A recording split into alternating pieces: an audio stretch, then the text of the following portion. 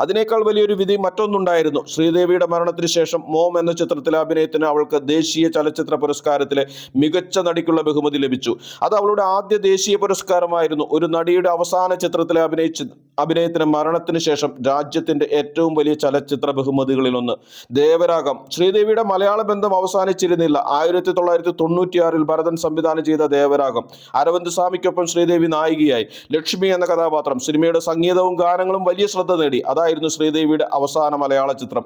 അങ്ങനെ മലയാള സിനിമയിൽ ഒരു ബാലതാരമായി എത്തിയ പെൺകുട്ടി വർഷങ്ങൾക്കിപ്പുറം മലയാളത്തിൽ തന്നെ ഒരു നായികയായി മടങ്ങിയെത്തി. പിന്നീട് ഇന്ത്യൻ സിനിമയുടെ ആദ്യ വനിതാ സൂപ്പർ സ്റ്റാറായി മാറി. 2018 ഫെബ്രുവരി കുടുംബത്തിലെ ഒരു വിവാഹ ചടങ്ങിൽ പങ്കെടുക്കാനായി ശ്രീദേവിയും ബോണി കപൂറും ദുബായിൽ.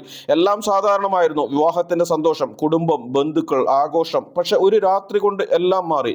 54 വയസ്സുള്ള ശ്രീദേവി മരിച്ചു എന്ന വാർത്ത ലോകത്തെ ഞെട്ടിച്ചു. ഈ എപ്പിസോഡ് നിങ്ങൾക്ക് ഇഷ്ടമായെങ്കിൽ ലൈക്ക് ചെയ്യാനും ഷെയർ ചെയ്യാനും മടിക്കരുത്. മറ്റൊരു രസകരമായ എപ്പിസോഡ് ഇനിയും കാണുന്നതിന് വേണ്ടി സബ്സ്ക്രൈബ് ചെയ്തില്ലെങ്കിൽ ചാനൽ സബ്സ്ക്രൈബ് ചെയ്യുക.